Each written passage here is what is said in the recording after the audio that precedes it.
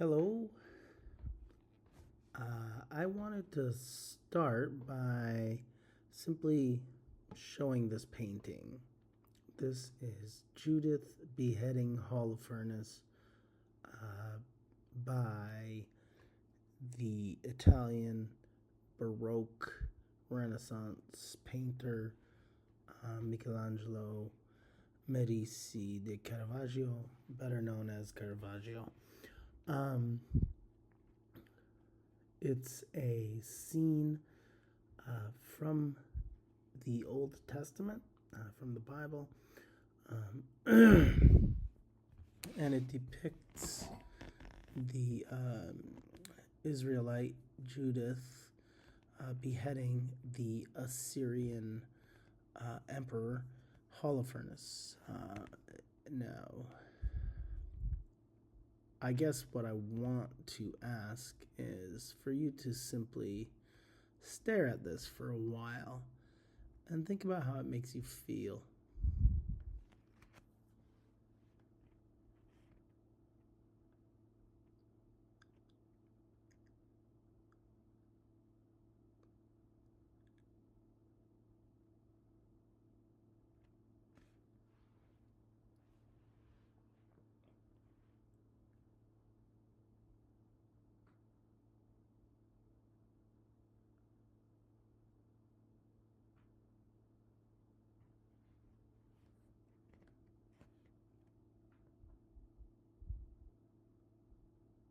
In general, would you consider this to be a beautiful painting? Would you consider it to be pleasant? Now, by the standards of verisimilitude, which is the practice of making things look realistic,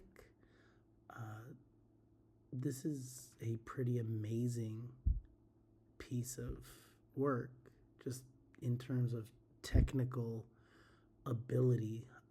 Look at the shadows of the cloth, especially the cloth, the red curtain in the background, but also the sheets and the pillows. Look at the facial expressions of Holofernes as he is getting his head chopped off. By the way, just another interesting fact is that Caravaggio depicted many beheadings, and he usually depicted himself as the person being beheaded. So the face of Holofernes here is essentially a self-portrait of Caravaggio. But also look at Judith. Judith is really interestingly rendered. She has this look of concern, almost fear and determination, as she holds his hair and cuts through his neck. You can see the muscles flexing in her arms. There is a sort of combination of violent action and almost not hesitation, but a weirdly peaceful sort of restraint. And then there is the maid, Judith's maid, who is holding the bag where they'll put Holofernes' head. Look at her face. Look at that intense stare. Look at the details of her skin, the shadows around the whole painting, honestly. Look at the blood. The thing about this scene is that it's grotesque.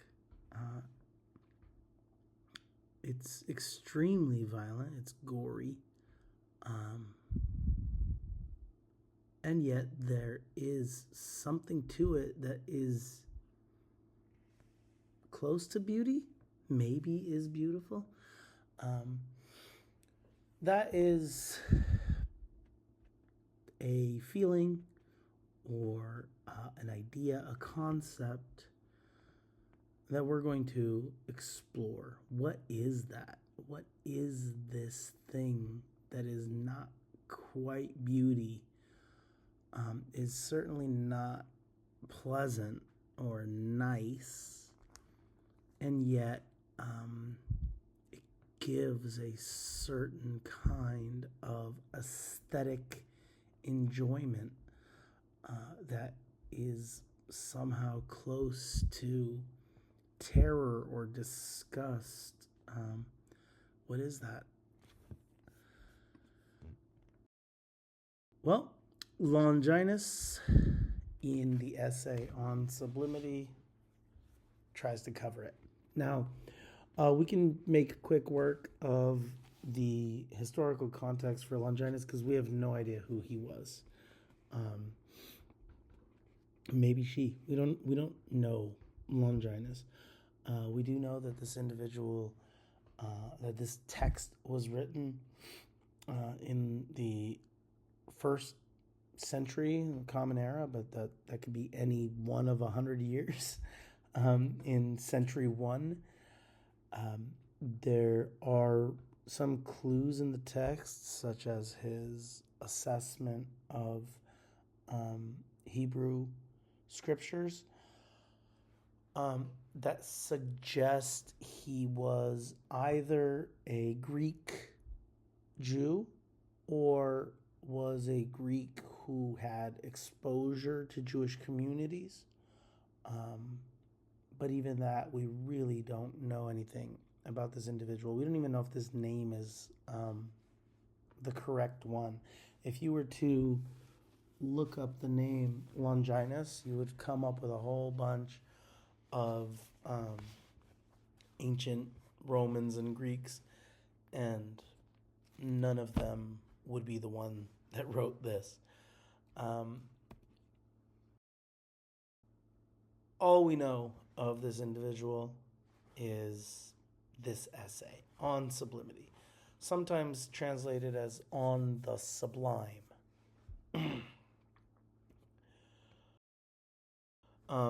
So again, it was written in the first century of the Common Era. Common Era is what we call the era where our years start. So sometime in the first, from year 0 to 100 is when this individual wrote this. It has been, or it was translated into manuscripts during the medieval era. There are 2 that we know of, which I would suspect means that there are more out there. But these were simply texts that were copied or translated by hand in monasteries. Nobody read them. It was just for preservation purposes. And so this essay was actually ignored completely by scholars until the 16th century. In 1554, Francesco Robertello translates it into Italian, and then 6 years later, in 1560, Niccolò da Falgano does the same thing, translates it into Italian again, and that is the one that sort of becomes more widespread. And it becomes very influential in especially Italy. But it also it affects arts. Interestingly, quite a lot of art outside of poetry at first. So like the Baroque painters, such as Caravaggio, who I showed you before, Baroque architects get really interested in this idea of the sublime. And it doesn't really take hold as an influential text for poets until the 17th century. So in 1674, the French poet Nicolas Boileau translates it into French, and that's probably the most crucial one in terms of actual influence on poetry. So pretty much from 1674 on is when Longinus is sort of part of the sort of scholarly conversation that we are currently participating in, let's say. And also that situates his text historically right before the start of the neoclassical period uh, which, you know, the neoclassicists were not huge on Longinus, but neoclassicism turns into romanticism, and the romantics were all about the sublime. Um, so, again, what the heck is it? What is the sublime? What is sublimity? People have been puzzling over this for a long time, but a very general, mm, widely applicable definition would be a quality of greatness beyond measure or calculation. So, something so great that it cannot be measured or calculated. And so, when you look, for example, at this picture of the Grand Canyon, um, that would be an example of a sublime view. All right. You can't take it all in at once. You can't really wrap your head around it. Granted, you know, with photography, you look at this and it might seem very familiar, and it's also restricted to a particular frame, and so it might not give you that same sense. But I can assure you, if you haven't been to the Grand Canyon, if you ever stand at the edge of the Grand Canyon, particularly if you can get away from people or, you know, too many indications of human presence, if you really stand there and just look, it's overwhelming. Um, and so that is what we call the sublime, sublimity. Uh, Strictly speaking, it's not just an aesthetic concept. We are talking about it as an aesthetic concept because that's what we're doing. That's what this class is about. It's about evaluating the arts, it's about theories and criticism of aesthetics. But a lot of what is being spoken of here in the context of aesthetic studies is an attempt to sort of capture emotions that exist in other situations, such as awe, such as terror.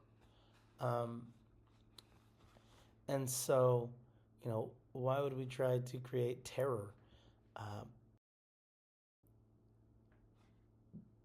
that's kind of the question of the sublime. Just like with tragedy, Aristotle tries kind of puzzles over why do we enjoy being sad. These questions of the sublime could be applied to something like horror movies.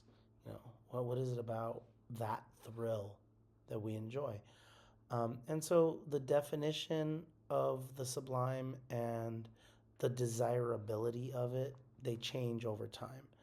Um, some theorists and artists are really into the sublime. Some are cautious and sort of shy away from it or treat it very carefully. But whatever the definition is, every concept of the sublime considers it to be a sort of immeasurable, incalculable greatness. It's always something just that you can't wrap your head around. And so, you know, an example might be this photograph of the aftermath of a fire in the Amazon. There are many elements of this that make it a sort of a sublime experience. Now, you wouldn't look at this burned out, tragically burned out landscape and say, this is beautiful, like if you were there. But you see this photo, or even if you're there, you might take it in, and there is something very compelling about the scene. This combination of these ominous clouds with the remnants of a rainforest. You can still see the forest in the background, and in the foreground you have it's just decimated. um, these stumps of formerly massive trees. One of them is still burning.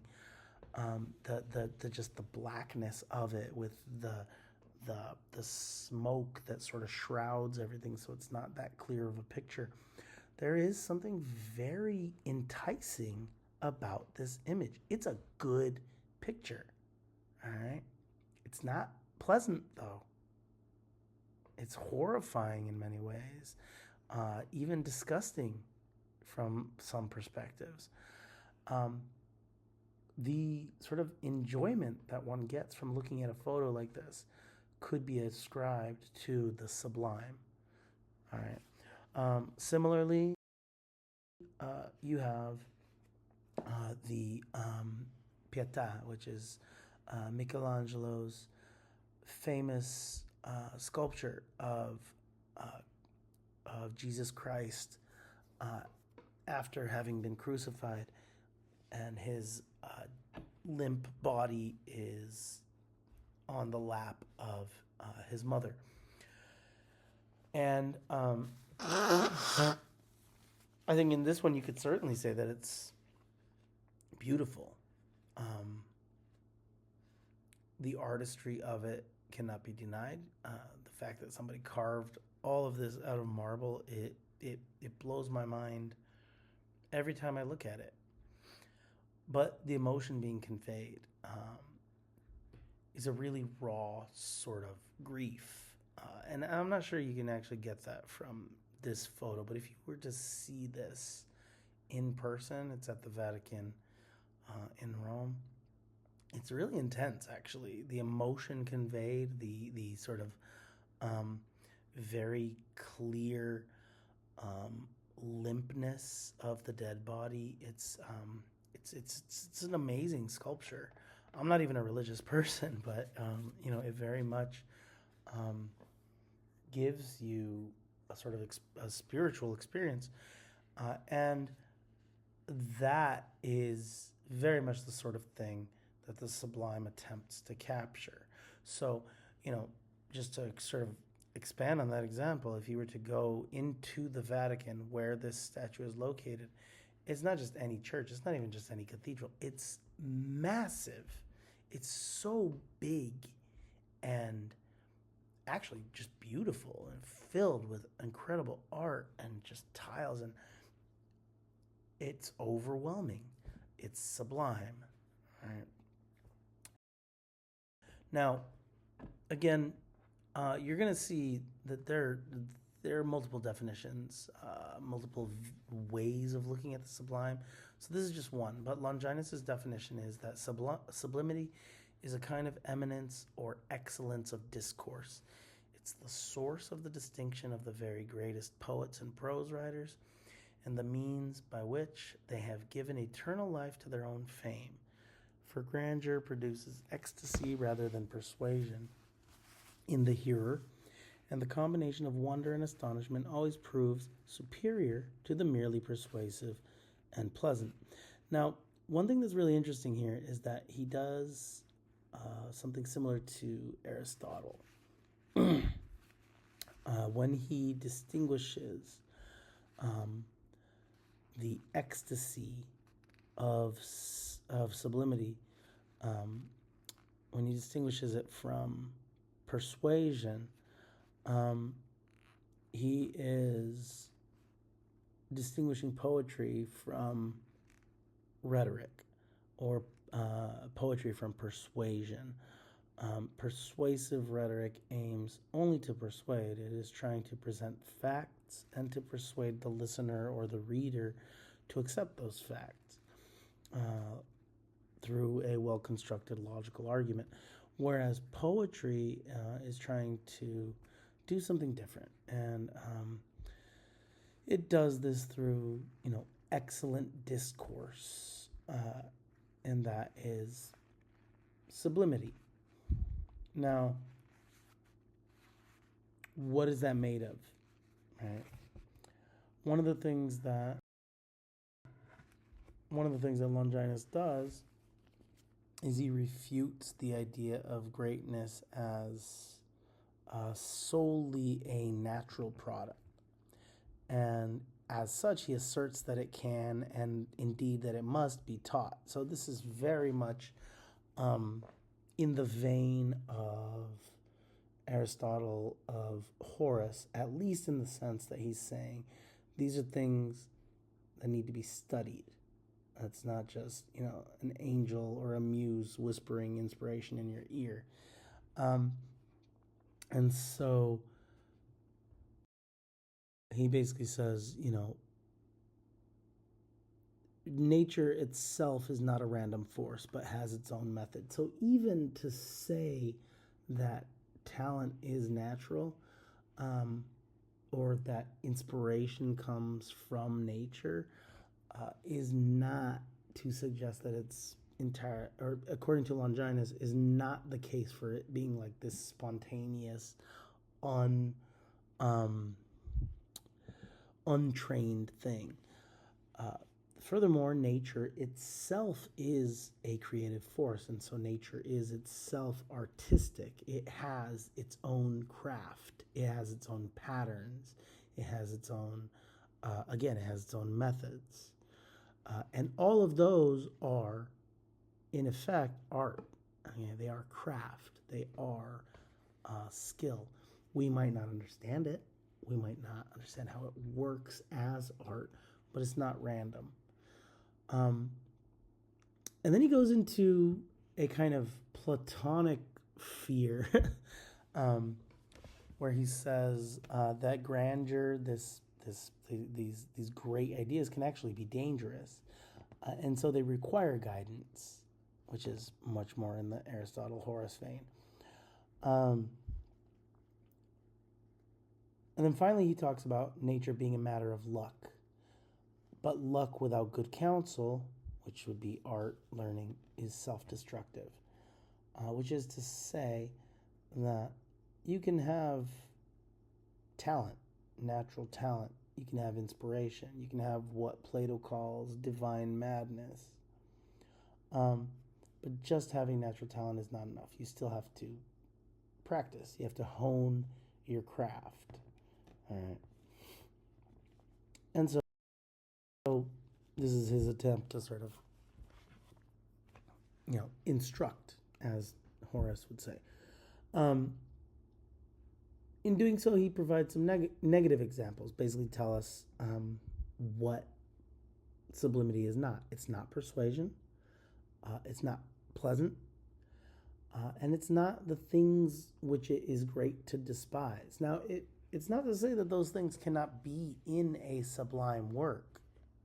All right. So, like a persuasive speech can have sublime elements.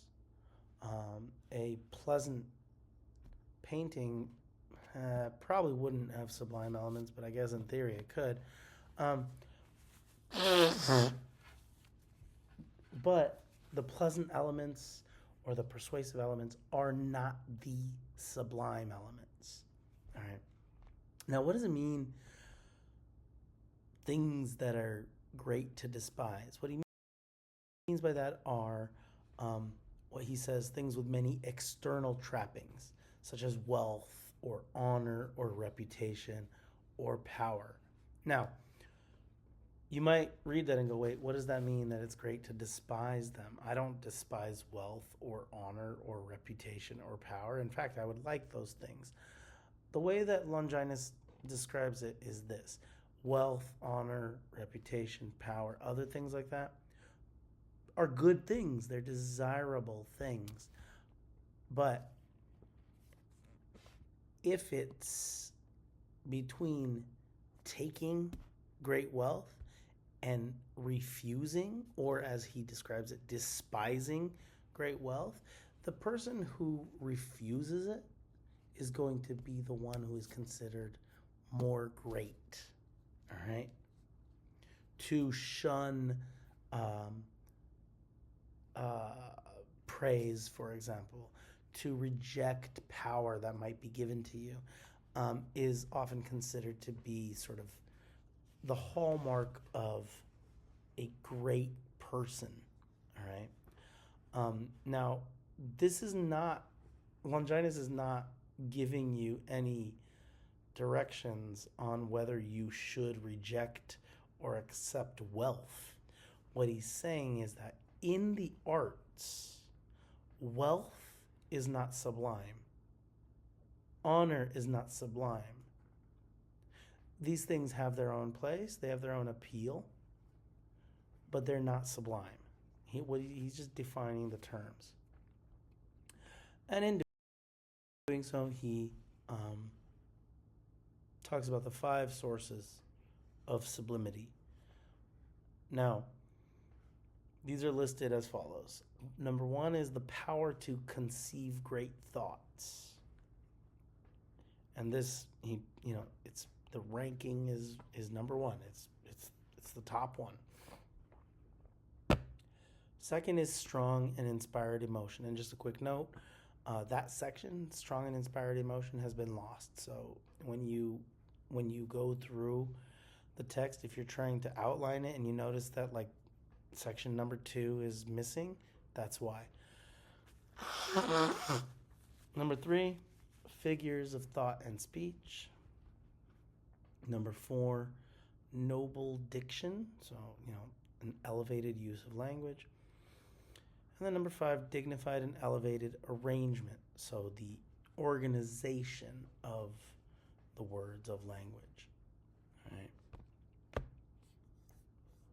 And as Longinus puts it, the first 2 are nature and the last 3 are art. And so it's interesting if we're looking at this as a question of whether Longinus is on team Aristotle with Aristotle and Horace, or on team Plato. There's an interesting split here, because most of what he lays out is a matter of art, of craft, of intention, of learning, very much on the side of the poetics and ars poetica. However, the first 2 are actually considered the most important.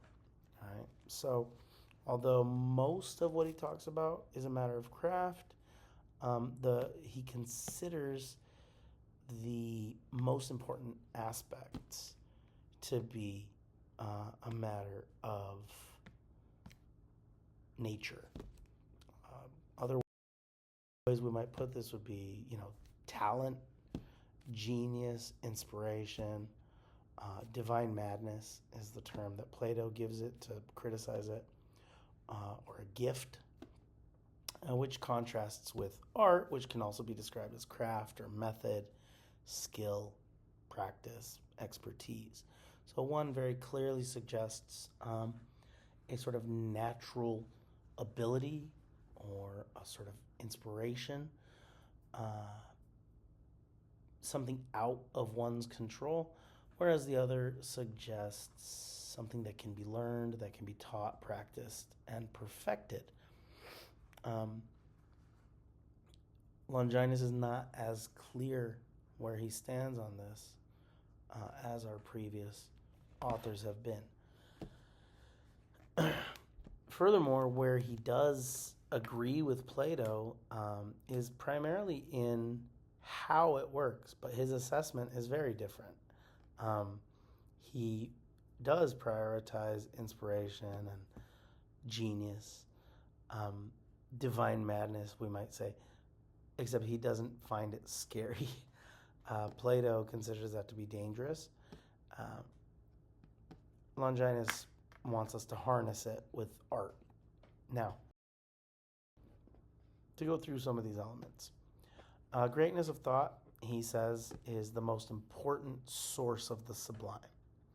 The orator, he talks about orators, which suggests that he's talking about giving speeches. But then at various points, he kind of sounds like he's talking about theater or other forms of poetry. It gets a bit confusing. And that's not you. It's a confusing document. It's weirdly translated. It's weirdly edited. Parts of it have been lost, so yeah. The orator must have great thoughts. The orator does not have low or ignoble thoughts. Now, again, this is specifically talking about the sublime. Okay, if you were to have a play with, a low character, a peasant, or something like that, they would have low, ignoble thoughts. They would not be giving sublime speeches. You see what I'm saying? And this is aligned with ideals of inspired genius, but then also it's an appeal to authenticity. So, great thoughts, profound thoughts can't be faked. All right. And so this part is very much on the side of Plato. All right. Greatness of thought very much suggests inspiration, very much suggests something that is just already in the mind of the poet, regardless of training. Okay.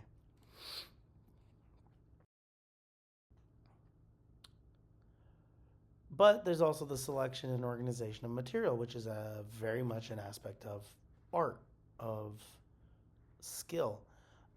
And this aids in the creation of the sublime or the depiction of the sublime, essentially by gathering material. So, according to Longinus, every topic includes features inherent to its raw materials. Raw materials, what do we mean by that? Well, it depends on what you're writing about. But basically, the idea is Longinus saying that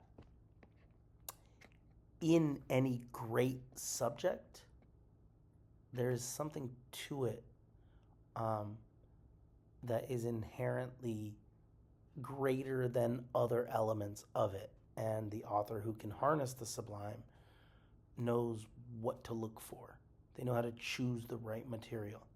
All right. So these features are, to be consistently selected and well organized. And what that does is it curates the most striking details of a given topic, and it organizes them in such a way that it impresses the reader by the density of the detail. And so if you go to page 150, 151, and look at those examples that Longinus gives from Sappho and Homer, particularly with Sappho, you can see that density. You can see the kind of layering of emotions. All right. It's not just a laying out of a very simple form of love. It's layered. It's dense. There's a lot going on in this seemingly simple expression. Longinus also describes amplification. We might even call this embellishment, maybe, but I don't think Longinus would like that. He criticizes the rhetorician's definition of this, which is that it's expression which adds grandeur to a subject. He doesn't say it's wrong, he just says it's not satisfactory, it's not enough. So he expands on it, and he says that amplification is language that extends sublimity's elevation. According to Longinus, amplification does not elevate the work. Sublimity elevates the work. Amplification extends that elevation. It's also an aggregation of details that strengthen the argument. And here again, the argument can be the topic of a poem, but I think what he's doing here is he's kind of toggling again in between poetry and speech writing. And then again, the organization impresses by the density of the detail. So, unlike natural elements, amplification can be refined by imitating great writers. And hilariously enough, one of the writers that he mentions and really focuses quite a bit on is Plato. So Whereas Plato says inspiration makes for great poetry, and I love that poetry, but it's dangerous and we need to get rid of it. Longinus goes, inspiration is great, and we should work on harnessing it. You know who was really good at that? Plato. And you gotta wonder, what would Plato think of his inclusion here. I think he would be fine with it because I don't think Plato actually ever intended to ban poetry. I think he was using it as a thought exercise, but that's just me. Now, there's fantasia or visualization. This one is another difficult definition that's a little confusing, but basically it's anything that suggests a thought productive of speech. So, in other words, anything that will sort of put a thought in your mind. It's language that enables the speaker to make the audience see. So it's kind of painting pictures with words. Now, isn't that any writing? Yes, but poetry, according to Longinus, particularly seeks astonishment. Okay? It seeks to use language in an original, interesting, surprising way. And so the use of visualization for the sublime works toward that end, toward astonishment, as opposed to, clarity, which is what persuasion seeks. And then there are figures, figures of speech, figures of thought. And these are clever uses of language, such as metaphor or neologism. Neologism being the creation of new words. Figures, according to Longinus, heighten sublimity because they suggest trickery, and in doing so, they engender an instinctive suspicion. Now, what Longinus is doing here is he is suggesting that the sublime is a sort of animal, is a sort of, how do I put this? Is a sort of human way of coping with animal instinct. Okay?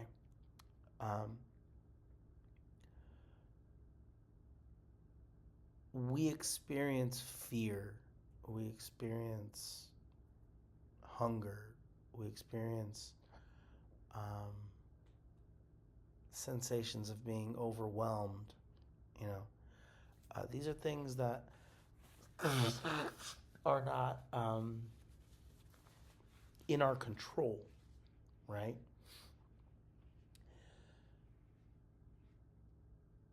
What Longinus is saying about figures of speech is that because they don't speak directly, like a metaphor doesn't tell you directly what it's doing, or a symbol needs to be interpreted to be understood, these are suggestive to, like, our animal brain, our instinctive selves. They are suggestive of deception, and so they arouse suspicion. But in our human minds, we also understand that it's not necessarily real, and we enjoy the sensation. All right?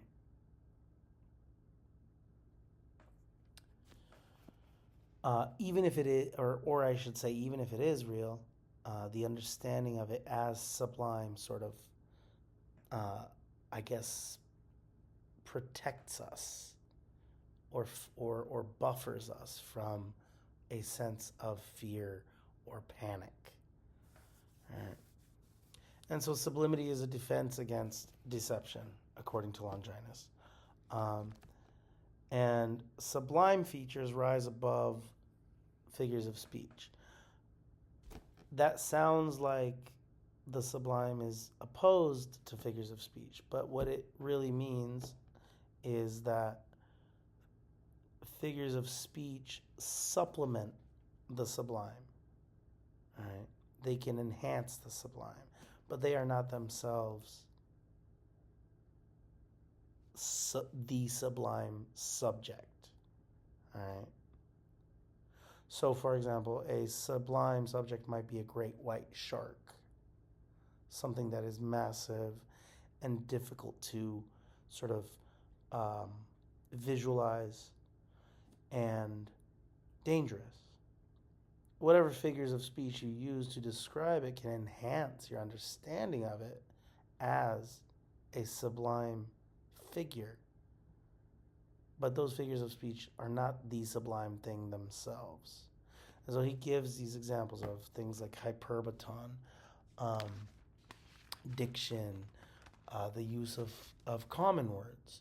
You wouldn't think that the use of common words would be sublime, but there is a sort of almost an appropriateness argument here.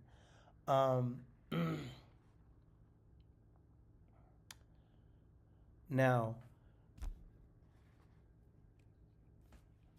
hold on 1 second. Let me check my notes here.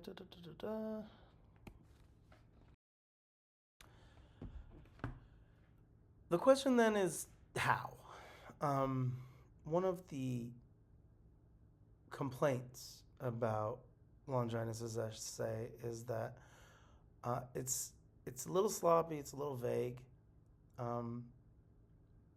and even though he does tell us at various points who does it right and who does it wrong, what it is, what it's not very clear how this is supposed to be done, right? Especially with a concept that's so heavily taken from sort of natural reactions to things that threaten our lives or that overwhelm us. So, how does one achieve the sublime? You may even notice that all the examples I've given in these slides are visual. They're paintings. How does this work in poetry? Longinus doesn't really say. Right? It's not like Aristotle and Horace laying out rules. And it's not even like Plato, going to great lengths to explain how imitation works. And one of the reasons that has been suggested, and that I think really rings true, is that much of what the sublime depicts or expresses is pre-verbal emotion, okay? That is to say, feelings that we have that do not typically require or get expressed in words, all right? Fear, terror,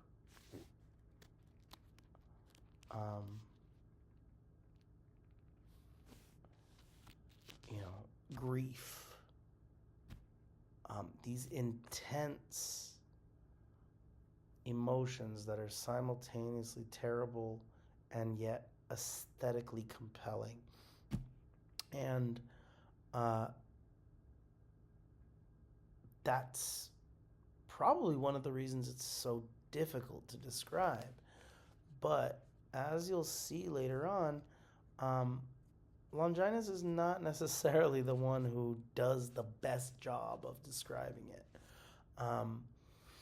We'll see Edmund Burke and Immanuel Kant, in particular, those two, delve quite a bit deeper into the sort of nuts and bolts of sublimity, and even then, it's pretty hard, all right. And yet, this is such an influential concept. I mean, so much of the art that we enjoy takes its power from the sublime. So you may have noticed in the previous slides I had a still from the recent adaptation of of Nosferatu, vampire film. Um, you you have sublime architecture in the form of massive, often religious buildings. You have sublime painting. I showed a number of sublime paintings, including in the present slide. Um, the sublime in poetry is usually best understood through the Romantics, like William Wordsworth or Samuel Taylor Coleridge. We'll read some of their stuff later on. As well as in music, you have Beethoven, you have Mozart, Beethoven's Fifth Symphony, Mozart's Requiem. These are sublime works, and yet it's hard to describe. It's something you can feel. Something you can feel but not describe. It's something that you can enjoy and yet understand that it's not pleasant. What the heck is it? That's kind of what we're struggling with. And at this point, you may take from that not just this definition, but an understanding of a kind of aesthetic fork in the road that starts with Plato and Aristotle. We have Plato and his forms and this sort of theory of truth versus imitation. And Longinus is very much going down that road, all right, in the ways that he talks about the sublime as expressive of intense emotions, about the sublime as primarily coming from inspiration, even about the sublime as desirable. Sure, the conclusion is the opposite of Plato's. Plato wants us out of the Republic. Longinus wants everybody to do it better. However, if you cut out that conclusion, their understanding of the thing itself is very similar. And so Longinus is coming at this conceptually much more in the tradition of Plato. And then you have Aristotle and Horace going down a road that is much less focused on inspiration and nature and much more focused on art, on craft, on structure, on the rules that make all of that come together. All right. And you're going to see in subsequent critics and theorists how many of them really fall into at least one of these two camps. And there's overlap, there are combinations, just in the same way that Longinus says you got to learn the rules or not rules, but the craft, and in the same way that Horace says inspiration is important, there is overlap. And yet it's pretty clear, Horace is team Aristotle, Longinus is team Plato. And you will see this carry over for hundreds and hundreds of years. All right, the neoclassicists very much are in the vein of Horace and Aristotle. The Romantics are very much in the vein of Longinus and other theorists of the sublime. And so pay attention to that moving forward. Also, please take a look at the examples that I gave of representative works of poetry from both of, for lack of a better word, both of these teams, so you can get an idea of what I mean. The next assigned readings will be by authors that have been called Neoplatonists. So they are very much considered to be descendants of Plato. All right. I'm curious to see if you agree with that classification. So, St. Augustine, or not St. Augustine, I mean, he is St. Augustine, but from a non religious, um, you know, perspective, Augustine of Hippo, um, Thomas Aquinas, and Moses Maimonides are all considered Neoplatonists, are all considered to a large extent to be scholastics. I'll get into that later. And interestingly enough, are all religious thinkers. They're all theologians.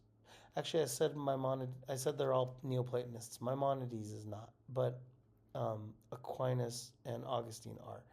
Anyway, the more interesting thing is this. All three of those authors are religious writers, and they're writing about religion. What is the application of these ideas to non-religious scholarship in literature? Okay. You don't have to answer that question here necessarily, but keep it in mind as you read those texts. And I will see you then.